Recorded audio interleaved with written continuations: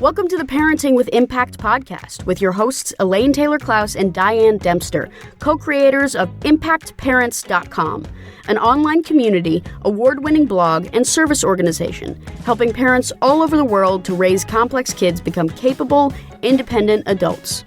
Hi everyone, Elaine and Diane here, and we know that you want your complex kids to grow up to be happy and independent, and yet you're not always sure how or when to help with that. In this podcast, we'll encourage you to collaborate with all kinds of complex kids and support them in navigating life and learning. And we'll interview leading experts from around the world, as well as parents in our own community, talking about how training for parents actually helps these complex kids. We'll talk about the issues we hear parents struggling with all the time and how a coach approach can support and empower your amazing young people. We won't tell you what to do. We're going to help you figure out how. So let's move on to the next conversation.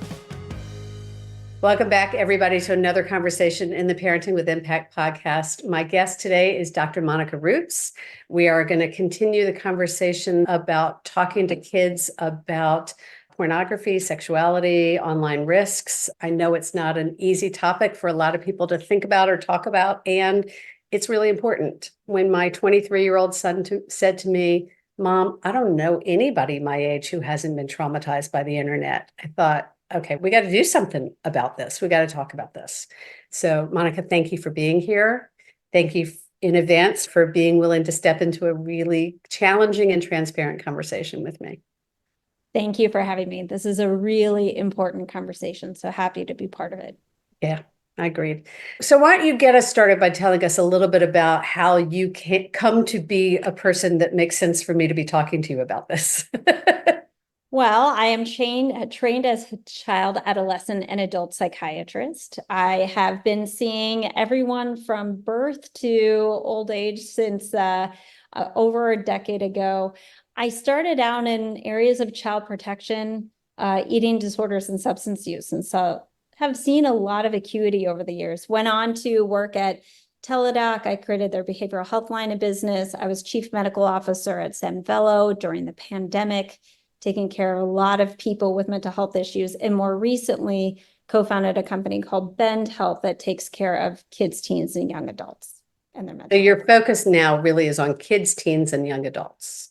Correct. And we really focus on including the family or the caregivers, because a child, a teen, and truly a young adult today are so dependent on their ecosystem and the people that support them that we wanted to include them in the experience.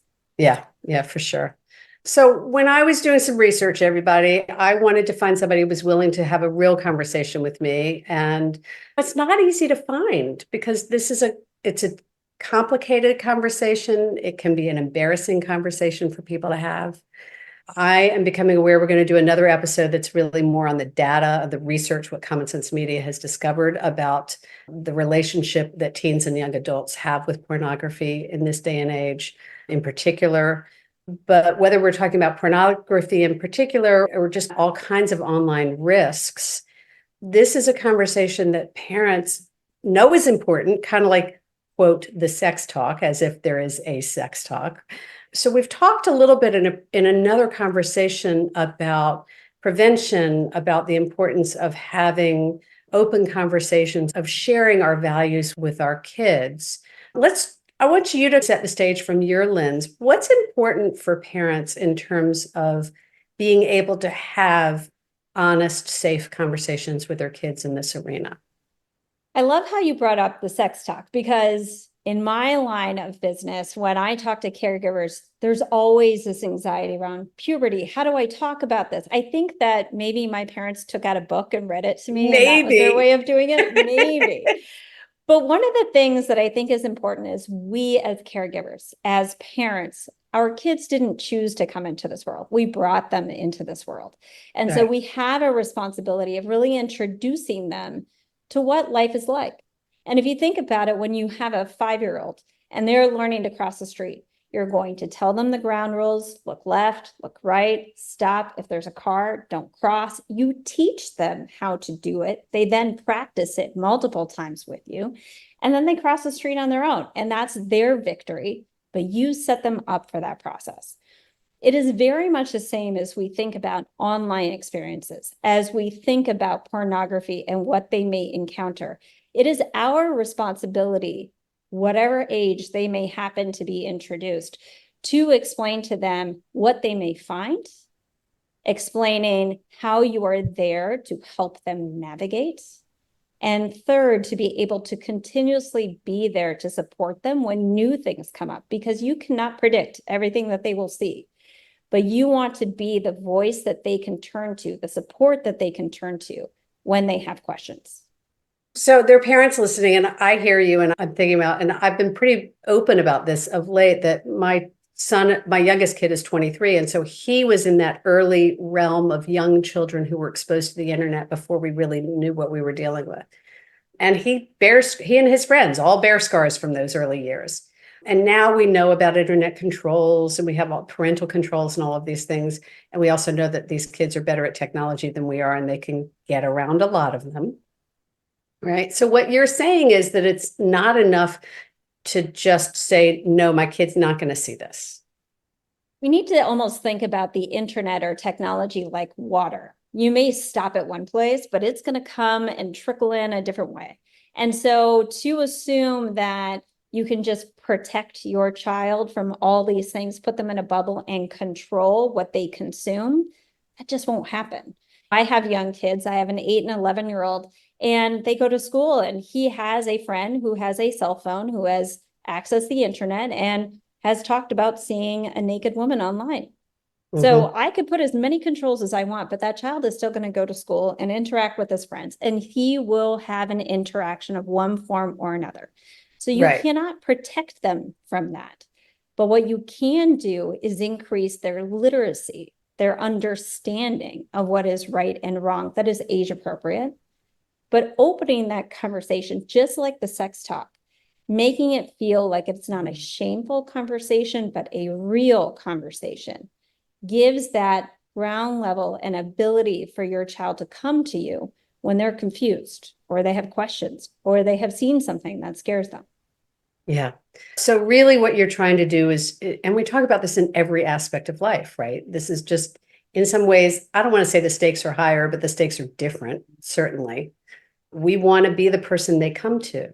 We want to build the trust.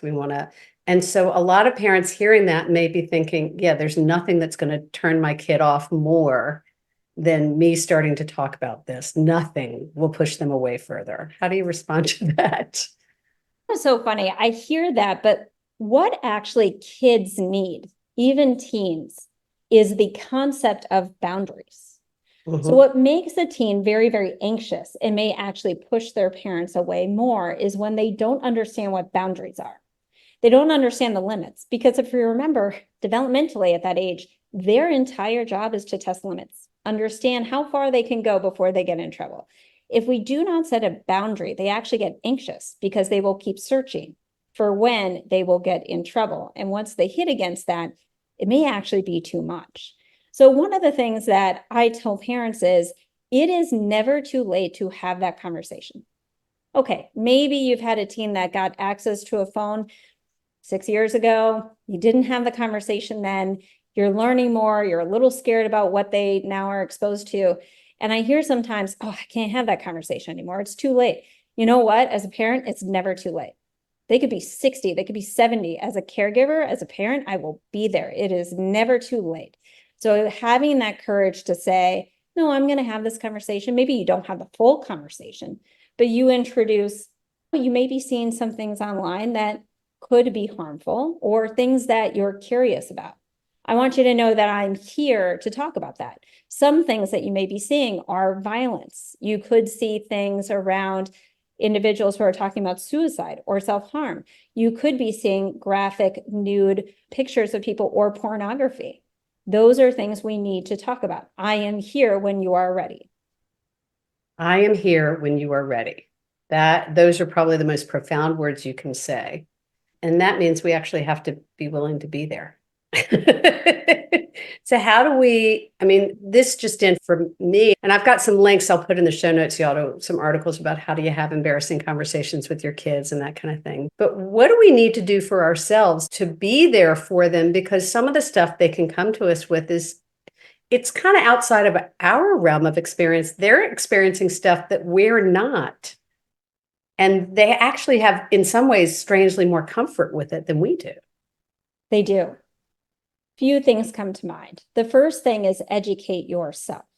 With education comes knowledge, decreases a lot of the stigma that we may see or think about, but also opens your horizons to what they may be seeing. So education, I think, is really important. The second thing is park your judgment at the door. If your child or teen thinks you are being judgmental about what they are seeing, they will shut down. And then they will not come back because they will feel judged. It will harm them actually emotionally, feeling like they cannot have open conversations with their parent. The third thing is check yourself during that conversation. Maybe you need to take a deep breath and walk out the door, collect your thoughts, and come back. Talk about how you needed to do that. And that's absolutely okay. And give them permission to do the same.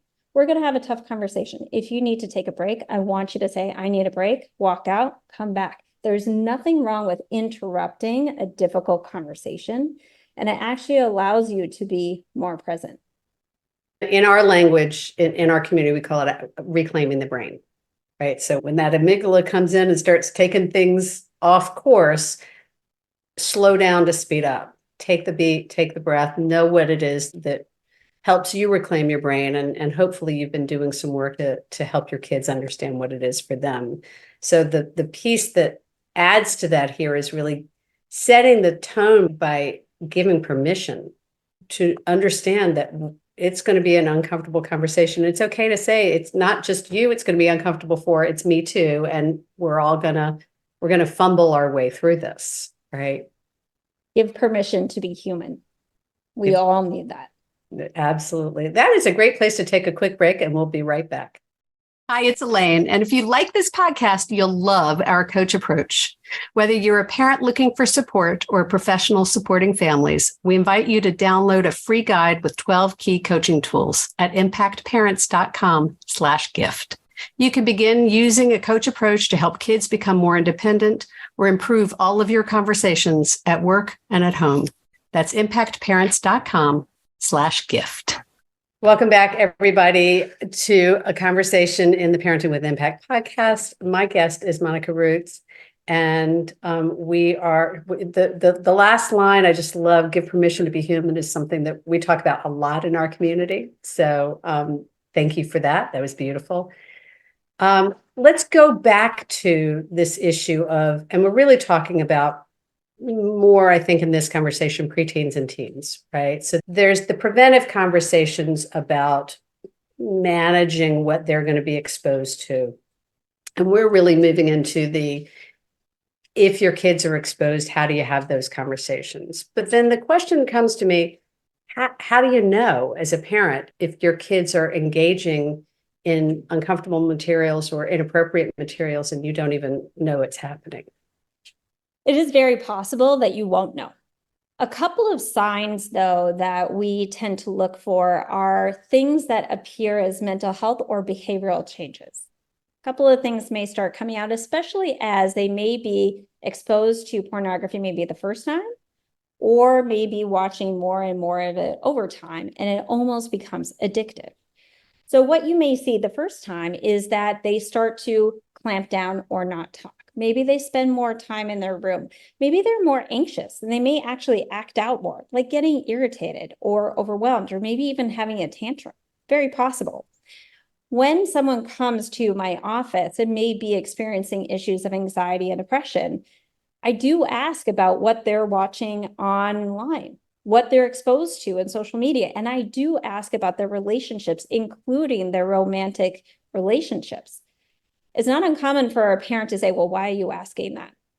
Is that not going to conjure a thought in my child's mind? Aren't they then going to get curious about it? It's just like us screening for thoughts of suicide. Asking the question does not create the thought. And so it is very important to be screening for something, meaning watching pornography online, that creates a lot of confusion, a lot of chaotic thoughts in their brain, and a lot of misunderstanding or uncertainty about how to develop romantic relationships in a phase of life where they need to be trying those things. We need to ask the question, or else it will not be volunteered. The same thing happens at home with parents. If you do not ask specifically, it is very possible they will not tell you. And when things are becoming even more addictive, it is not uncommon for those who are addicted to pornography or sexual images online that they spend all of their time in their room. They have no romantic relationships because they are confusing. They may have online romantic relationships that may have taken a different tone of that relationship. They may also get very angry. They may stop eating. They may not sleep well. Their grades may start to slip. You see these addictive tendencies with substance use, but you actually see it as well with internet overuse and pornography addiction. So we hear, I mean, everything you've described sounds like half, if not more than that, of the kids in my community, right? Of the parents in my community. So when you're dealing with kids who have ADHD, anxiety, depression, autism, like, how do you know if there's an underlying, if it's really technology's addiction, or if they're just overusing it to avoid? How do you know if there's an underlying pornography? Like, how do we know? Well, you don't have a crystal ball, but what you do have is your words, once again. Okay. So it's really starting to have that conversation, and one asking, have you ever seen pornography? Do you know what it is? Some people don't even know what it is. They may actually see acts of pornography on Instagram, which is not maybe the first place you think of seeing pornography, but they may see it. So asking the question is step number one. And that's why when you see a clinician or a provider, we actually do ask, and we're very specific about it. The second thing around that is to really try to identify the cause and the effect. So it is not uncommon for kids who are depressed or anxious and have social anxiety turn towards things like the internet and social media to really fill that hole. Yeah. So it's not to say that one is exclusive from the other, but one may be augmenting the impact of the other. Augmenting the impact, so that you've got anxiety, you've got depression, then you find the internet as a way of avoiding, then you find the pornography as a way of seeking or distracting, the cascading impact. Correct. It becomes a snowball because many of these individuals end up not sleeping. It affects their attention, affects their social relationships, their school functioning, and then it continues to cycle. So one of the things that happens a lot in our community is parents, and not everyone in our community, but there are definitely parents who are struggling to be in relationship with their kids at all. After years of lots of expectations, maybe before a kid was diagnosed or when the parent didn't understand the diagnosis, or there's already a fractured relationship. And so when there's a fractured relationship, what do you advise to parents who want to be helpful here, and raising some of these issues could actually be aggravating because the trust isn't yet there? Yeah. There's a couple of pieces. So first is family therapy is crucial. You need to be part of the process. And I think that a lot of parents worry about family therapy being a space where they will be blamed as the problem that may have created their child's concerns. First of all, let me dispel that myth. There are many things in life that can create a mental health condition. It is probably not directly your fault. Now, it is very possible you may be part of what may be reinforcing one piece or another. So let's take trust, as you said. Trust takes two people. And trust may be impacted by something that you're not even consciously aware of. Here's a really simple example. Your child comes home. They're really excited about their A on the paper. You are very stressed by your meeting. You're on a Zoom call and you just say, I can't right now. And then later in the day, when they want to tell you again, you're text messaging. And then later when they want to tell you again, you're like, I'm too tired. Let's go to bed. That starts to really impact the trust that a child has in their caregiver, that they care. And it's not intentional. It is everything in your life that is also a stressor. And trust me, as a parent of two, someone who works all day, who's also trying to attend to my own mental health needs, it is a lot. But I go back to, we are all human, and it is also important for us to take ownership if we had a piece in it. However, that trust is easily repairable over time if we put in the effort, but we have to actually be present to do so and be willing to say, I'm sorry. Right. I'm sorry is maybe one of the most powerful things that you can do. And it's not, I'm sorry, but it is, I am sorry. And what you did and how you're going to repair it. That is the most powerful thing you can do for your child, your teen, your young adult, your adult child, is taking ownership for something that you did. Maybe it wasn't all of it, but something. Showing that you understand how it led to something. Showing how you're going to do better in the future. And also making sure that you are present and understanding, I probably will make a mistake in the future, but I'm going to own it just like I did now. Mm. Yeah, it's such a powerful tool. And so we worry about having these difficult conversations. And then a lot of us have these scripts in our head of, I'm supposed to be the authority. I'm supposed to be the adult here. I'm not, so we don't want our kids to know that we don't always know, or we're not always doing it right. But what we often say is nobody likes the kid who does everything right all the time. It's like they want to see you as human. They want to see you as fallible. That's what it really means to be an adult, is not to get to have it all right, but to know that you can figure it out. It's highly rooted in what you as a caregiver need to be for a very young child, a toddler, because they need to look at you like superhuman, because you are teaching them how to navigate the world. But when they get older, what they actually need to see is that you're fallible. Yes. It's actually the complete opposite. And we sometimes don't develop along with your child when we should be. We get a little bit stuck back here in the previous phase. And that's our development that we need to work on ourselves. So many directions I would want to go in this conversation. And I so appreciate what you're saying. It really reinforces a lot of what we teach in the coach approach and the messages that we're encouraging parents to think through differently. I want to stick with this topic of having a difficult conversation. So what you've been talking about is some of the signs to look for, maybe some language to how you might broach a conversation if you're concerned that may be what's going on with one of your kids. The first thing is to always focus on the things, not to interpret them for them. For example, hi, here's what I've noticed. You've been coming home from school, going directly into your room and spending a lot of time in there. Here's why I get concerned. You're spending a lot of time away from your parents. We would love to hear from you. We want to make sure that you're okay. We want to make sure that things are going at school because that's my job. Is there anything going on that I should know about? And when you're ready to talk about it, I'm here. Mm. So what you're doing is you're saying, here's what I see. Here is why I'm concerned, not how I interpret it. Meaning you're in there watching video games and you're probably having really bad relationships and you may be watching pornography. That's your interpretation, which may not be what's going on as well. So we got to Do you hear the really, catastrophizing in that, everybody? I just want to slow down and just double click on that for a minute, if we will. When we catastrophize and we tell ourselves all kinds of stories, we're then bringing the judgment of those stories to the conversation. And what you're saying is, as part of that, park the judgment at the door, is stay in that place of what I'm noticing is. correct. Okay. And say, this is why I'm worried. So this is why I am worried, not why you're worried, not why I'm worried about you. This is why I worry about this. And when you're ready, which may not be when I bring it up, because it's not always on your terms. It has to be on both of your terms. When you're ready, I am here to talk. Yeah. That is probably that we can circle back to that, right? When you're ready, I am here.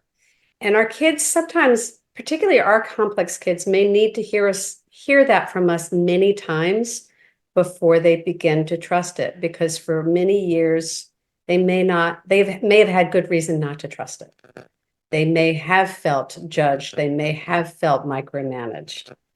And so it takes a little time to rebuild that trust and just saying I'm here and then not forcing it is part of building the trust. Because you're respecting them. That is respect. Yeah. That is what you need to show. Yeah. And to quote Rosalind Wiseman, you're making the distinction between respect and dignity, right? You're honoring the dignity of their autonomy by saying, I'm here for you when you are ready, but not forcing them. And it's hard because you're anxious and you're worried, right? And what I hear you saying is that it's okay to let them know that you're anxious and you're worried, but you don't want to put your anxious on them. You want to, that's yours to hold and navigate. Exactly. But there's more to that because you want to also get to the root of what may be happening. Because when they come to you, they may not tell you everything. So the next piece is lead with curiosity. I would say, hey, you spend a lot of time online. What are you looking at? I'm really curious. Maybe there's a new song, a new TikTok dance that they're doing. Be curious. What are you looking at? And come up with another question right after that. Is there anything online that you're seeing that's maybe scary, confusing, something that you're worried about telling me about? That gives them the window to start to talk about what they may be seeing. And if they do show you something that is pornographic, it is important to use that word. This is pornography, because they may not be aware that this is pornography because it is so common. And so it's important to name the thing that they're seeing, because then that leads to the next piece of the conversation, which is why pornography is not something where you want to base your belief of what relationships are, or why this may be harmful to watch too much, or why having different sorts of relationships with individuals is important. But they may not be aware that that is pornography, and do not assume that they do. So coming at it from curiosity and education and learning is a good next step. I'm reminded of the quote from the 70s. I don't know how to define pornography, but I know it when I see it.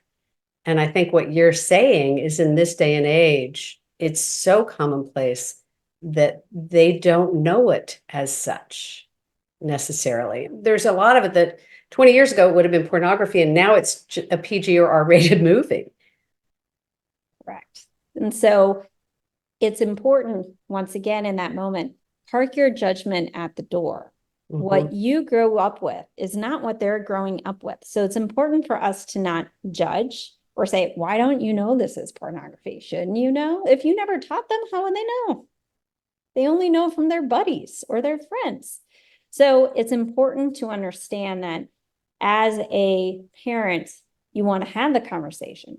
But once you have the conversation, you need to be ready to educate and have those follow-up conversations, because you open that window. Be careful what you wish for, right? But this is the thing that you wish for, because it is actually opening that conversation for this and so much more.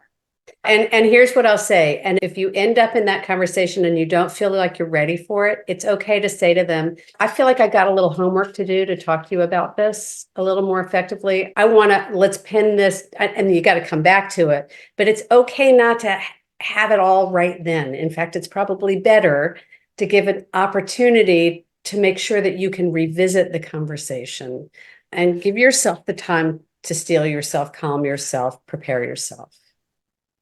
Learn with them. That's exactly it. Be human.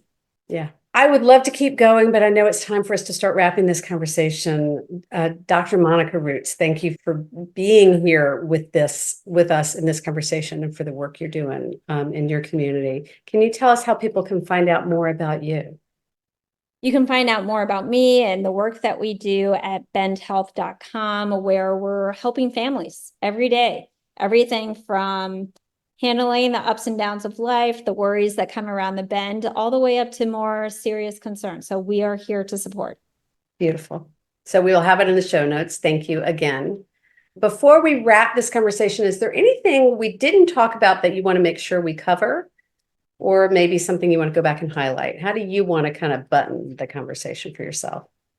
I think the most important thing for caregivers is to understand that as a parent, once again, we brought this child into the world. It is our responsibility to be there and help them navigate. And it's never too late. Please never, ever think that because I did something before that I can't change my mind, that I can't set a new limit, or that I can't have this conversation. You have every right to do so, but it's making sure that it is with respect for both you and your child, making sure that you open those moments of conversation so that they can come to you, because it sets a foundation for such a rich relationship as they grow. Absolutely. And if I may, what I might add to that is that in our community, we talk a lot about whose agenda is it? And we believe very passionately in helping our kids feel a sense of agency. And that doesn't mean that you as a parent aren't allowed to have an agenda. This is a really powerful and important agenda that we're talking about. I think what you're speaking to is how to bring that agenda to your kid in a way that fosters agency, buy-in, collaboration. That it's not, I can't talk about it because they didn't start it, but that it's how do you collaboratively come to this conversation with each other. Is that fair? I love that. That's a great way to sum it up. Great. Super. Thank you again for what you're doing. One more thing. Do you have a favorite quote or motto that you want to share? I actually would quote the great Rolling Stones that time waits for no one. I think that is a really important thing to remember, that every second matters, every moment matters, and every relationship matters. So keeping that quote in mind really fuels me for everything that I do. And I think it really stands for how all of these conversations are so relevant. Beautiful. And the Rolling Stones quote on top of it. I love it. Thank you. It's beautiful. Thank you again for being here. It's really great to know you and to be in this conversation with you. Thank you. For those of you who are listening, take a moment. Think about, what do we talk about today? What's the insight or the aha that you're taking away? What's the awareness that you want to take away from today? And maybe what do you want to do with that? Is there a particular conversation that this is queued up for you? Maybe with a co-parent, maybe with one of your kids. What is it that this is bringing up for you that you want to take forward?